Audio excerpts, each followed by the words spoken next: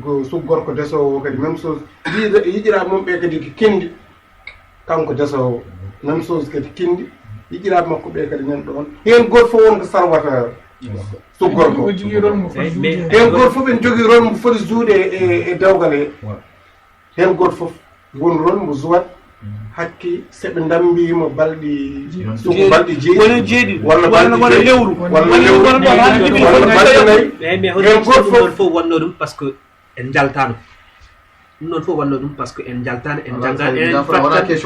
tan hami gayni pattan ayi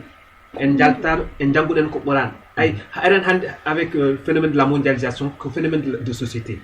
hande en natti wonde to Fouta hande ko occident gonɗen enen won ɗo ɓe fof occident gonɗen wona enen fof wona donc nden huletno hen sa resanima wona bande walla ɗum ɗon ou quoi que ce soit hunonno hen ko probléme maji genre divorce uji en probléme maji goɗɗum addanno ayi mais hande comme no mbiyannumam ni nane sa woni ɗo en sa janggi de halpularen ou ma jidani ou quoi que ce soit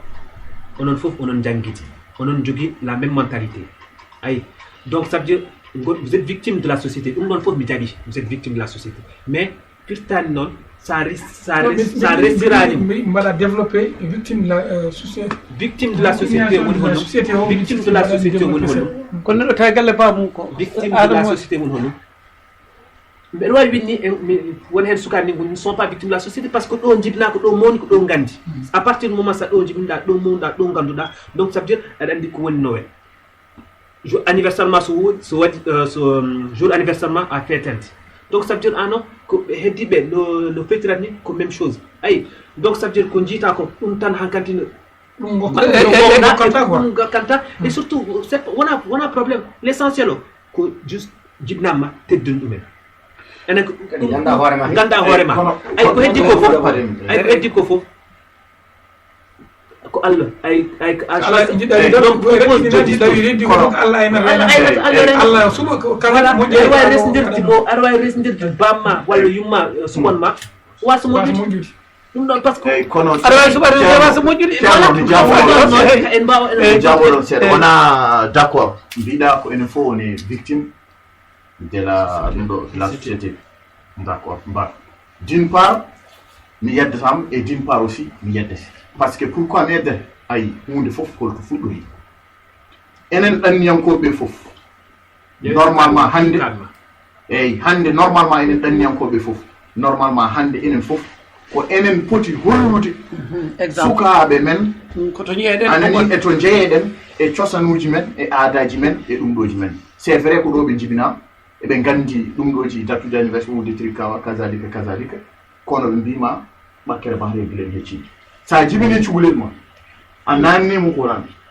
a haalnimo cosanuji ma a haalnimo ko mbaɗan ɗon a haalni lenggi mbaɗetno guiɗa tan saaha fof aɗa nanna e hoorema kankone mbiɗa sikki hay tubankagal makko ko rokkimo fof ngel ɗo cukalel hay sa nawri ɗum to fuutaji men to so yi eɓe mbaɗa cosanuji ma welfittamo hawatamo kadi mawo abbo hen mawo ay say abbade hen mi jaabuma seeɗa tino jafoɗa mi jaabuma seeɗa mba hoto jejjid hunde goto mawɓe la plupart du temps holonore puɗɗoto 6 heures du matin jaha liggey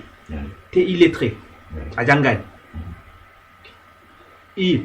an joni ti focalise e gurnam ɗo en eɗa coda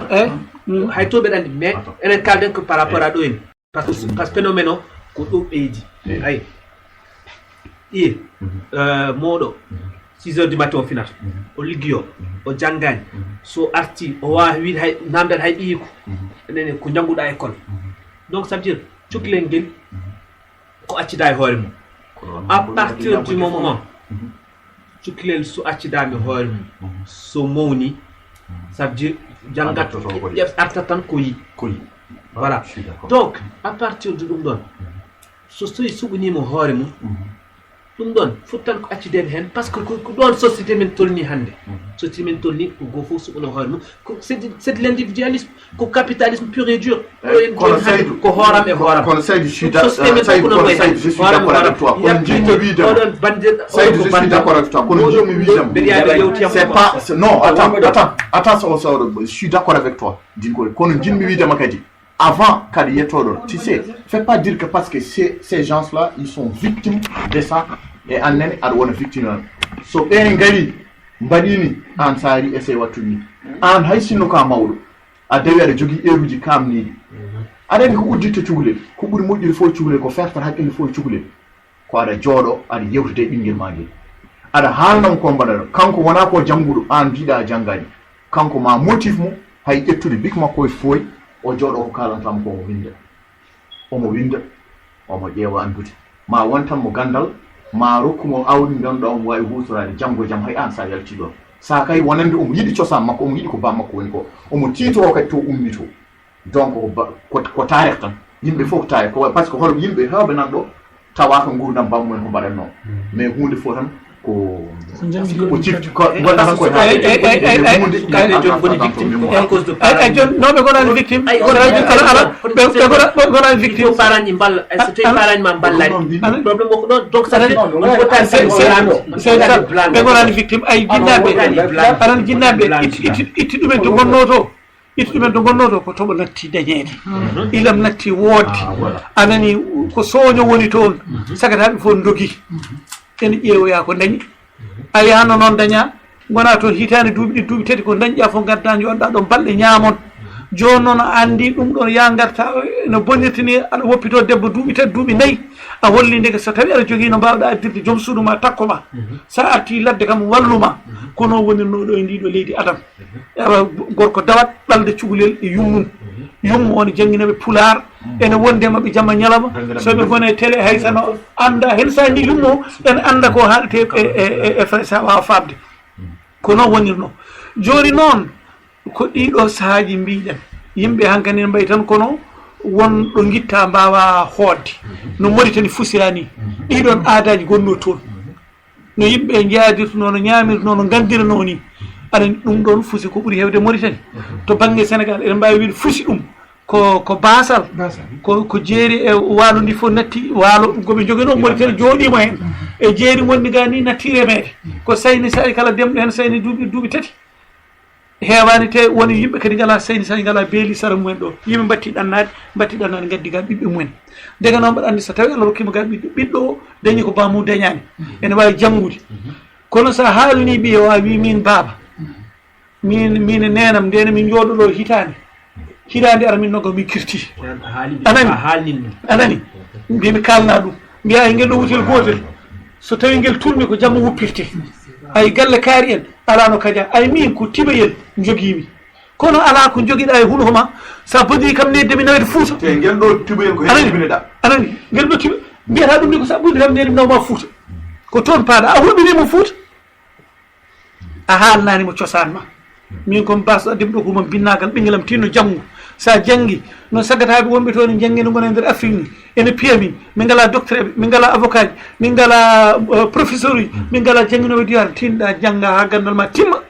an mi namdaki mo mbuuɗo mi namdaki mo buujjoy no babiraɓe min mbiyatno ni mi namdaki mo wuttima jimmi tan ko jangga ɓaara garta annene so tawi a heeɓi a gayni min jogui ñawnma yarduma so tawi Allah jaaɓi sa gayni jaaha paya Afrique jaaha kaɓeɗa toon aɗa wawi wonoyde lamɗo aɗa wawi wonoyde ministre aɗa wawi wonde député ɗo hay sa woni ɗo duuɓi temedere paama baaba ko ɗo gonmi ɗo tan nde anne a ɓuura kam seeɗa tan de ka jangguɗo aɗa winda kono komi tan gonta anan kalnamo ala o wiya ay o wiya kadi banggen o wiya ay sa yiiɗi kadi leñol ma yaaji tin toppiti bannen ay ɗo henna rewɓe nan ɗo henna ɗo ko ari uɗɗo tan min fof gardi ɗo henna wonmaɗa yaata an ɓuuri ɗum darde wonmaɗa yiya ɗo ko mbaadi tan mbaadi kineri kono ko wattinta ko woni ko nder ay sa ƴefti ɓi kawma walla ƴefti ɓi bamma walla ne so wona ɓeɗa ƴefti goɗɗo nanowo ɗemgal ma ene andi kañum wawi wuppande yumma ene andi kañum so wonde yumma ne wawi fittande ɗum ene wawi ɓurande ɗum kono sa addi gonɗo ɗo yanani so ɓooyi seeɗa an hay ko liggotonɗa ko min mbanno investir ma ko min jangguinoma ko min dokkuma ko haaliss ma a yadete mum min gonta ar galle mo sowona min téléphone min ñamata bottade ma min ñamata hirane ma kala ɓooyi seeɗa tan o mbatta son mbaddi yanane sa haaɓi ɗo ene debbo ndiɗo leydi ka perduɗo a yaltine galle ma heɓ tuɓɓiye adde gorko goɗɗo joƴƴini ɗum ɗon taw jinnagal sami noon ala ko bandiraɓe woni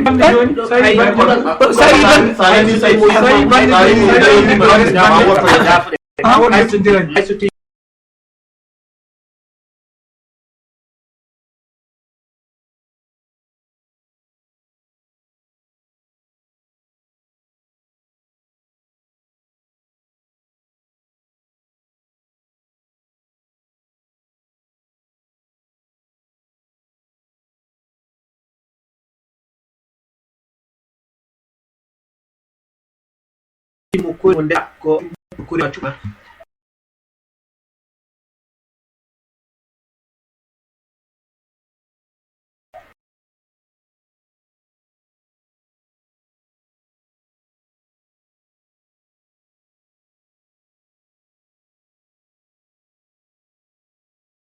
solidi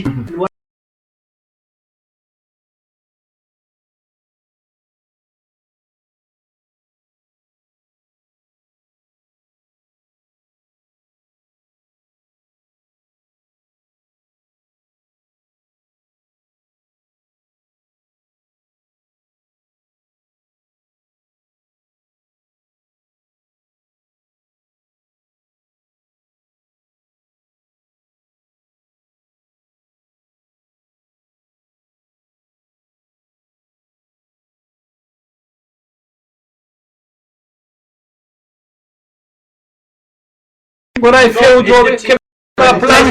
anan timmiɗa dine ma jogata ɓiɓɓe ma ɗi jiɗɗa fof gallata kono on cuusa to non ko débat goɗɗo on cuusa ɗo oɗon memen oɗon débat parce que oɗon débat c'est un débat sans fin parce que hande minen hay sa janggi ɗum quoi sa hoti Mauritanie hay dañde poste a dañta par ce que bandirama ballani a dañi go fof walli ko a dañani a yumma en wonnoɓe toon ñande fof ɓenɗo mbaɗa des mouvement ñande fof mbaɗa ɗo manifestation ngaji woni mon ni ɓe garata ko capitalisme ko kamɓe gonɗo kamɓe gandi gonɗon hay ɓe goni koye duuɓi ñande Allah haaji fof Palestine kay ganduɗa haaɓe duuɓi temedere justement Vietnam en duuɓi kaɓano foti Guinée Bissau anani ɓeɗo fof kaɓamo ɗum fof jogui détermination ko yiɗɓe yaade kono so muusi tan so ɓooyi tan on doga ay yow ay ɓe mbima ko l'union fait la force ay l'union fait la force Mauritanie hande a darot gona e waddede capato goɗɗo ara walla koreji mum mi ano hay goto wallata bande ara ƴewma si c'est rare parce que mi dañi ɗum c'est rare kono ga kam ay a waddete hay goto a was walludem anani bande arima no ala horaɓe Saïd Fat worwodoy wona mbiɗen union fait la force e nder hay enen par exemple wonɓe ɗo ɓe mbiɗen wonde haɓanade pour wonde certaine gueɗe kewɗe sen nanno oɗo Saïd wini en naati débat goɗɗo ɗo henna e wallahi billahi kalantumaɓe mi waɗi sukaɓe dariɓe suufɓe kadi vraiment yarlitiɓe yaade ha fond mais il faut ko kamɓe mawɓe ɓe heɓe mawɓe nan ɗo ballay par ce que pourquoi ballay ay pelle ɗe sa nani wiya ko dental woni doole pelle ɗe il faut ko ɗe poussé kamɗe fof ɗi mbaɗe pelle et pourtant sa ƴeewi pelle gonɗi ɗo ɗe fof ko bit goto kaɓante alors pourquoi ko bit goto kaɓante ɓe ndendata wona union fait la force yimɓe fof ɓaɗɗiɗo sababude ɗum noon firti eyyi ara ko waɗi noon ko dewle ɗe natti wonde no wonirno ni yimɓe jeeyi joguima banggue goɗɗo anen joguimo ko bandiraɓe nde piyeɗen nde ene rendinoɓe nde piyeɗen nde i wona ko an ko bandiraɓe kono ngal ɗon piggal koko jetta koko jamta koye men kadi mais ɗon gacce par ce que sabaɓe ɗo wasiki artama e pigal ngal kaltal ngal joni ko enen pi koye men ndimamma ko enen gandi koreji men fiɓe men ɓe gandano hayno lingu ñamirte sa huccinemo lingu wiyatma FF en kolliɓe no lingu defirte maare defirte en kolliɓe sernaɓe meɗen en kolliɓe sirruji meɗen en kolliɓe fof fiɓir ñoniɓe jibinɗoɓe jeeya voilà en kolliɓe ɓe ko ɗon jeeya ɓe ko ummi to ɓe ko ummi ga ani ɓe ruttade toɓɓere meɗen hay sannen goni ɗacce woda ko panmi on seeɗa garta hen so Allah